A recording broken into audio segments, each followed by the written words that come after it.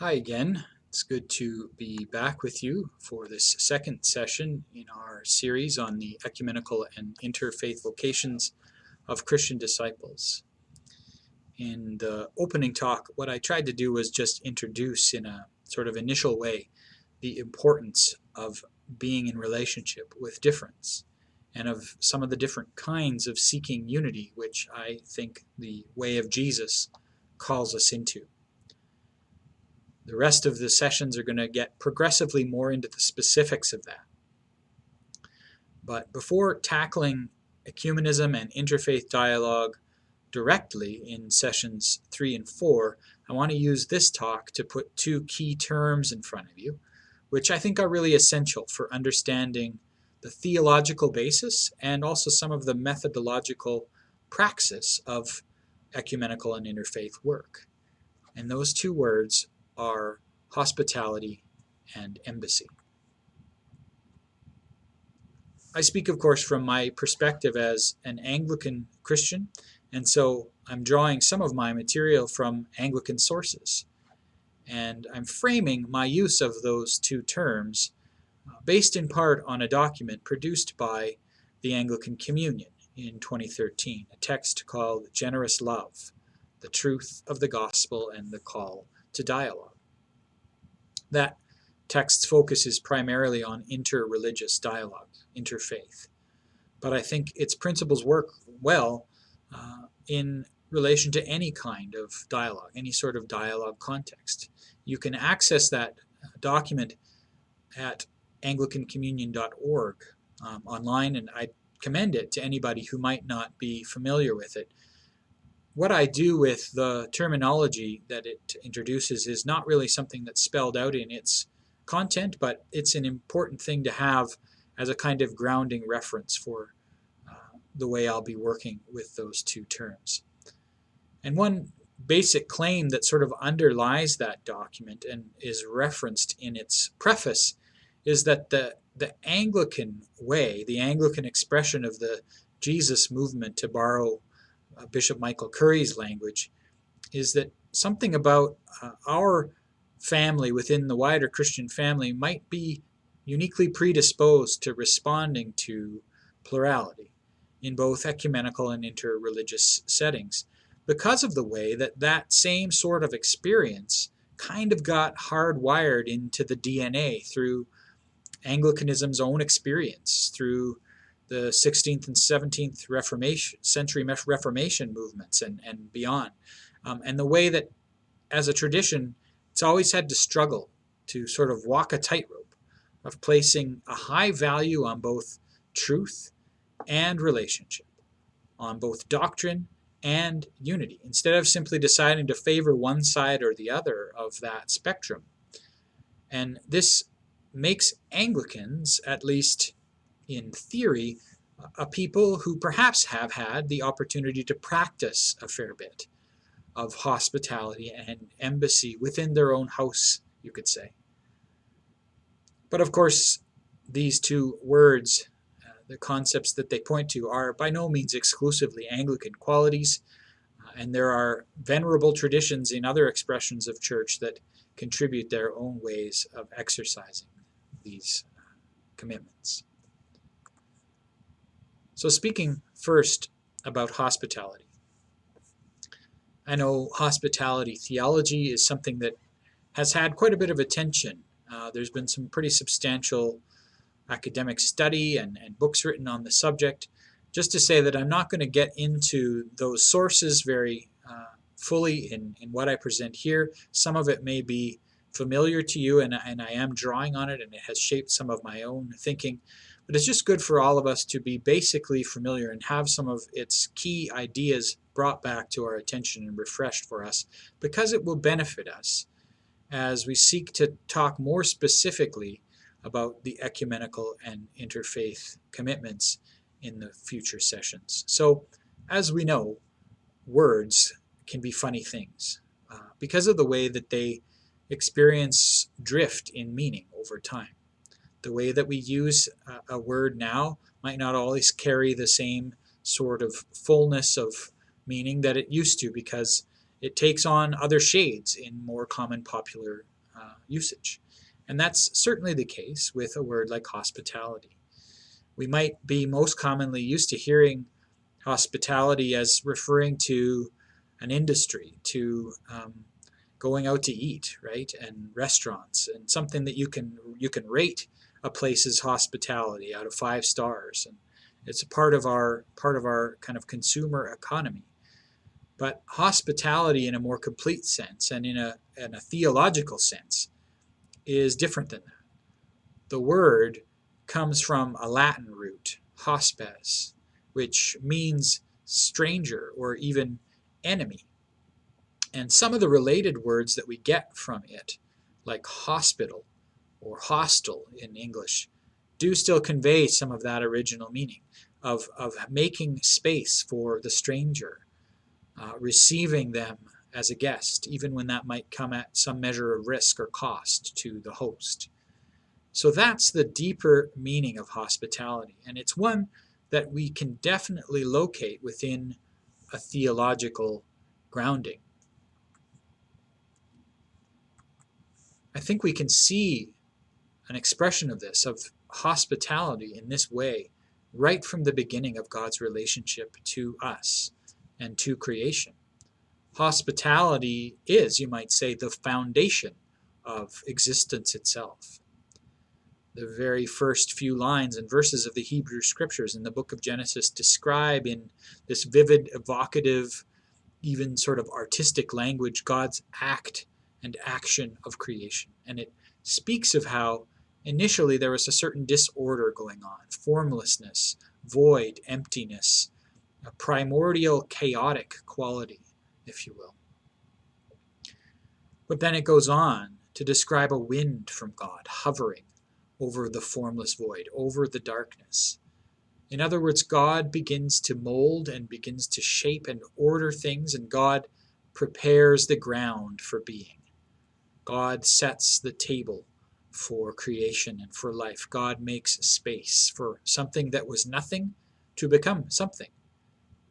And then in verse 3, God begins to speak words over the days of creation. Let there be, let there be. And each time more and more space for otherness is created, for land and light and water and air, birds and sea creatures and creeping things and humanity.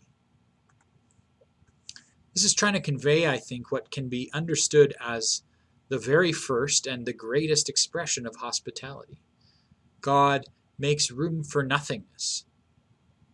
God makes space within emptiness and therefore calls forth being, turning darkness and void into light and land and creatures and people. God makes us guests within God's own life. It's an amazing thing to behold and a profound expression of hospitality. We also know that hospitality is something that figures prominently elsewhere in the Scriptures, doesn't it? The Hebrew Scriptures record various examples. One particular that came to mind for me is the story of the 3 guests of Abraham, the prophet, in Genesis chapter 18.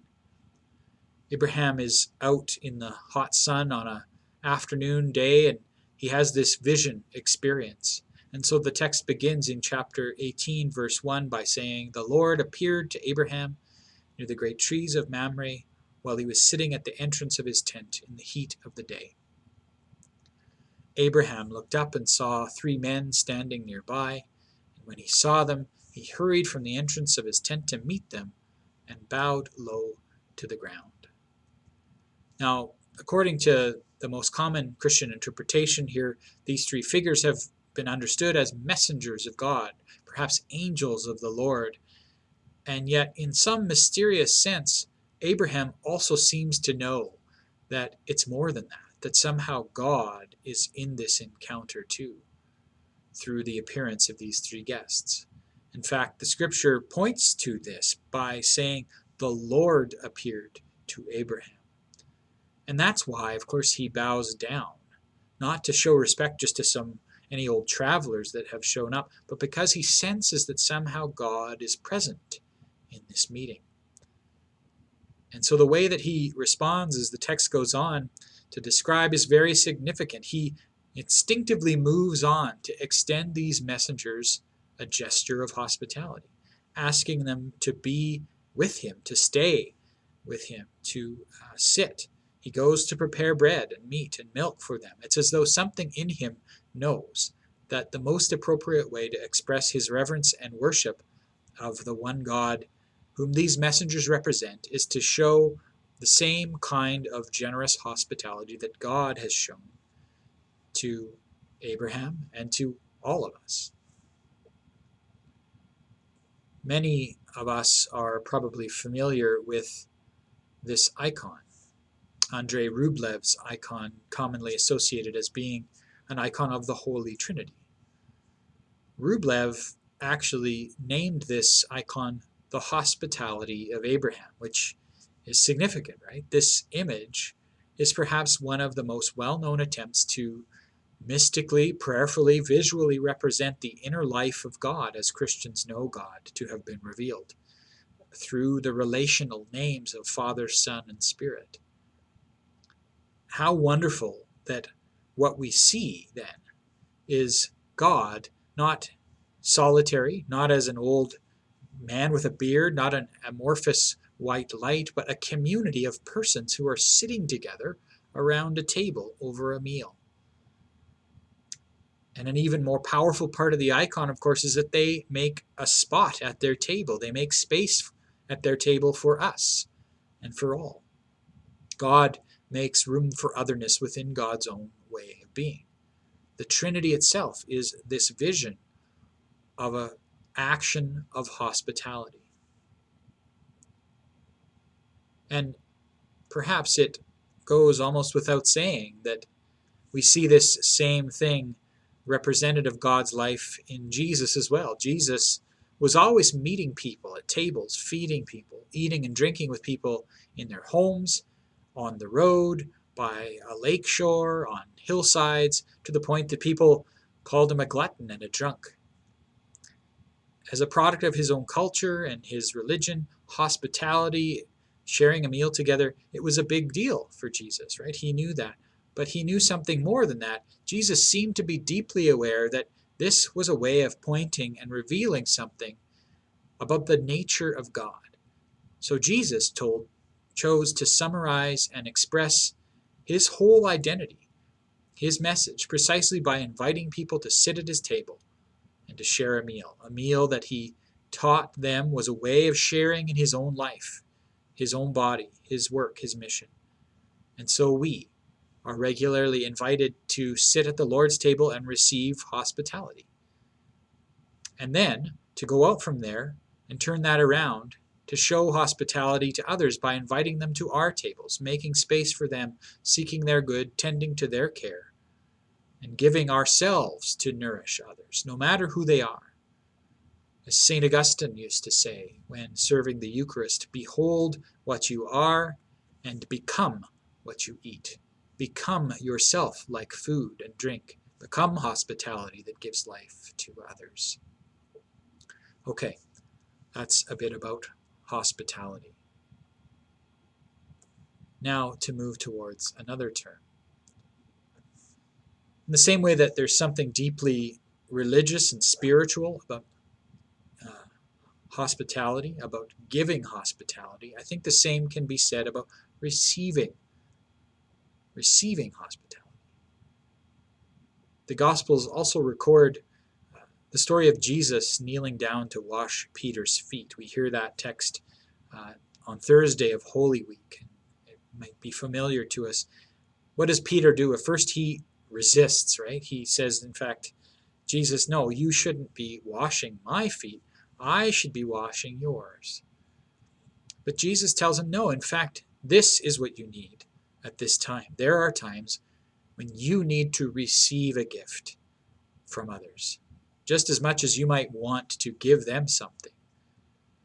And graciously allowing someone to show you their hospitality is also good for you spiritually, good for your humility, good for your humanity. So both giving and receiving have spiritual depth and meaning to them.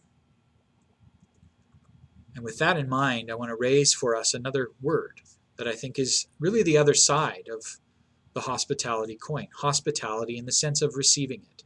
And that word is embassy.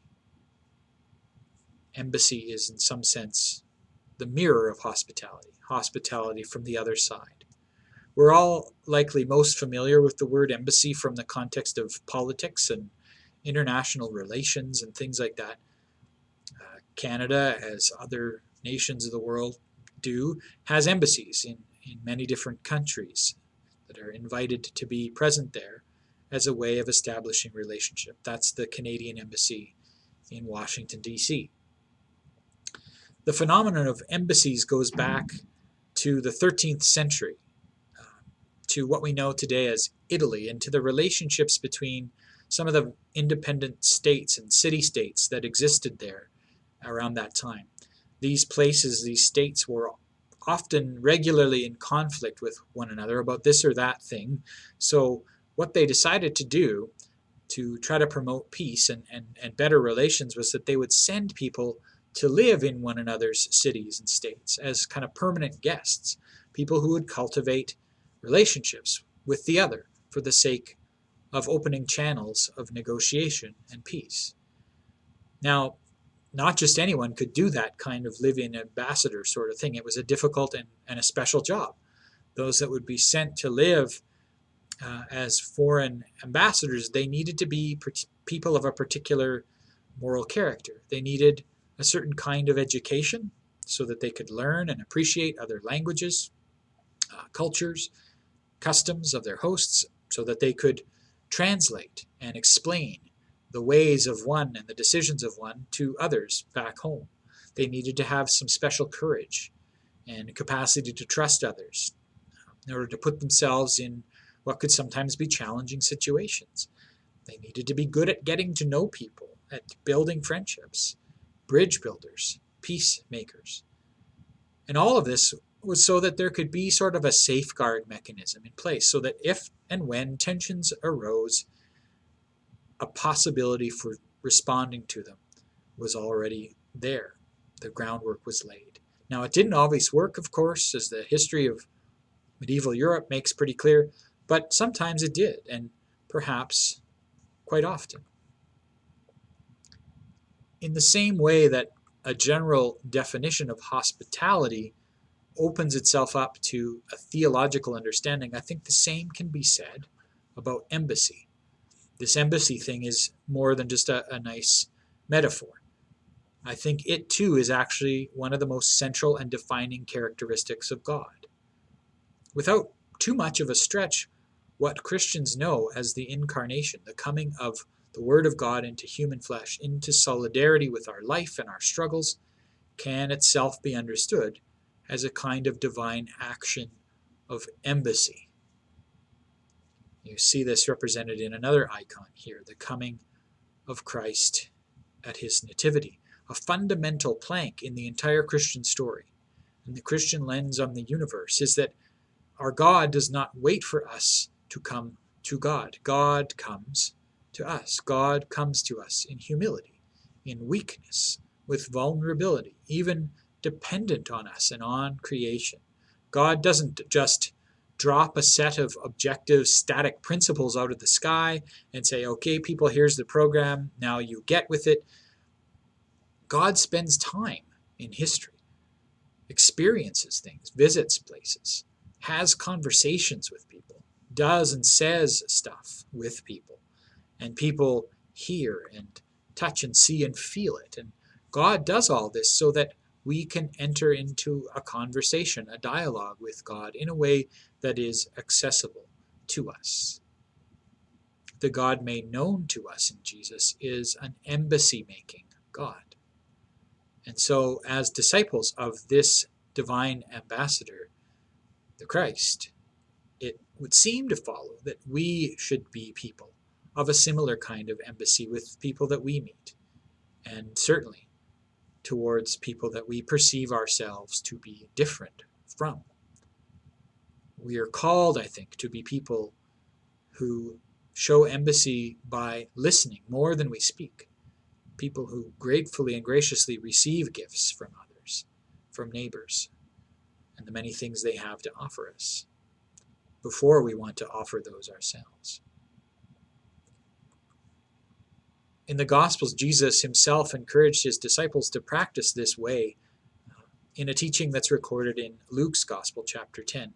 He said, whenever you enter a house, whatever house you enter, first say, "Peace to this house." And if anyone is there who shares in your peace will rest on that person, but if not, it will return to you. Remain in the same house, eating and drinking whatever they provide, for the laborer deserves to be paid. Do not move about from house to house. Whenever you enter a town and its people welcome you, eat what is set before you. Cure the sick who are there, and say to them, "The kingdom of God has come near to you." There's two phrases, two details in there that are really interesting to me. The first is remain in the same house. In other words, we need to invest real time and intention into building trust and relationship in order to begin to get to know the other. We can't just manufacture that or fake that and bounce around. It takes some commitment. It takes some staying in a place. The second thing I draw out from here is the phrase, "eat what is set before you."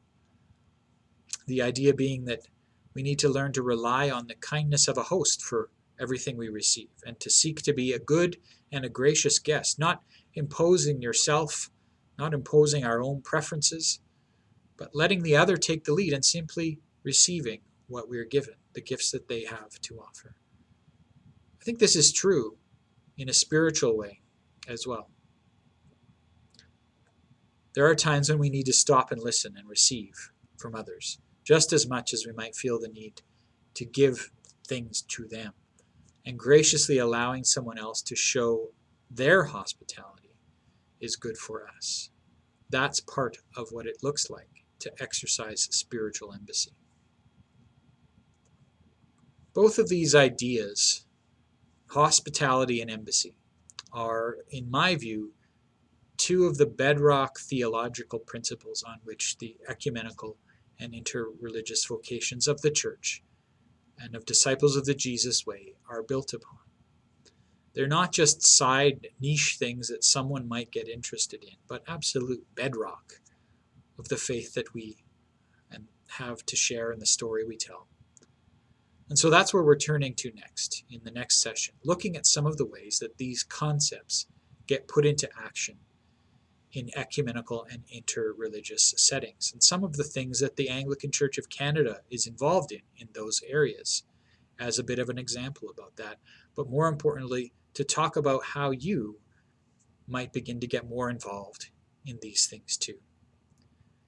Again, dig out those discussion questions with the people that you're meeting with and spend some time talking this over and looking at some of the ideas and concepts that came out in this talk.